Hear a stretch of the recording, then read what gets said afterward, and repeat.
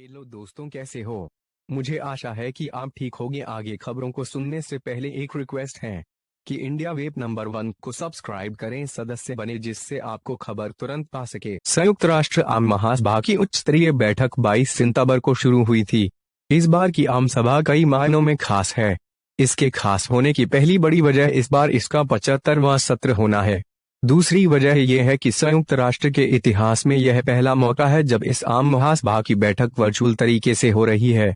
कोविड-19 की बदौलत दुनिया भर के राष्ट्राध्यक्ष अपने प्री रिकॉर्डेड वीडियो मैसेजेस के जरिए इस बार इस महासभा को संबोधित कर रहे हैं। इसके अहम होने की तीसरी बड़ी वजह सऊदी अरब के शाह सलमान बने हैं। सलमान बिन अब्दुलजीज अल सऊद वर्ष 2015 में अपने भाई नाइफ बिन अब्दुलजीज के निधन के बाद शाह बने थे। इसके बावजूद उन्होंने कभी भी संयुक्त राष्ट्र की आम महासभा को संबोधित नहीं किया था। इस बार ऐसा पहली बार हुआ कि उन्होंने इस महासभा का वर्चुअल तरीके से संबोधित किया। उनके संबोधन के 3 बेहद खास बिंदु रहे। इसमें पहला था इस्लामिक देश और आतंकवाद, दूसरा था ईरान और तीसरा था इजरायल। आपको बता दें कि शाह सलमान को कहीं न कहीं देश में हो रहे बड़े बदलावों के लिए भी जाना जाता है। महिलाओं को कई तरह के अधिकार दिए जाने के पीछे जितने क्राउन प्रिंस मोहम्मद बिन सलमान हैं, उतने ही शाह भी हैं। सलमान शाह बनने से पहले करीब 48 वर्षों तक रियाद के गवर्नर रहे। इसके अलावा वो देश के रक्षा मंत्री भी रह चुके हैं।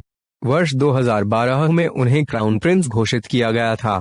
शाह 2 पवित्र मस्जिदों के कस्टोडियन भी हैं। संयुक्त राष्ट्र महासभा को पहली बार संबोधित करते हुए उन्होंने अपनी सरकार की बुनियादी नीतियों और सऊदी अरब की अहमियत पर जोर दिया। इसमें उन्होंने फिलिस्तीनियों को दिए गए अपने वायदे को भी दोहराया और खुद को इस्लाम के सबसे पवित्र धार्मिक स्थलों का संरक्षक बताया। अपने भाषण में उन्होंने ईरान पर भी हमला किया और उसको पूरे क्षेत्र में अस्थिरता पैदा करने का जिम्मेदार भी ठहराया। उनका दिया ये भाषण इसलिए भी काफी मायने रखता है क्योंकि विश्व बिरादरी में सऊदी के क्राउन प्रिंस जितने एक्टिव दिखाई देते हैं, उतने शाह नहीं दिखाई देते हैं। शाह सलमान सार्वजनिक तौर पर कम ही मुद्दों पर बोलने के लिए भी जाने जाते हैं, इसलिए भी उनका संयुक्त राष्ट्र की आम महासभा में बोलना एक अनोखी घटना है। ऐसा करने वाले वह सऊदी के दूसरे शाह हैं।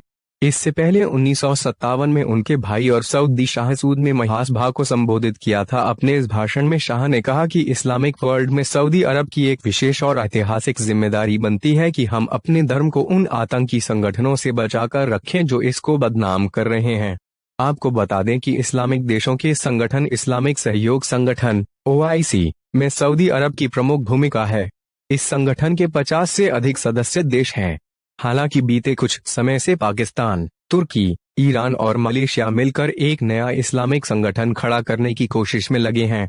इस लिहाज से अपने संबोधन में सभी इस्लामिक देशों और आतंकवाद की बात कर उन्होंने अपनी उसी भूमिका को मजबूती के साथ स्थापित करने का भी प्रयास किया है। अपने भाषण में उन्होंने इजरायल फिलिस्तीन का भी मुद्दा उठाया।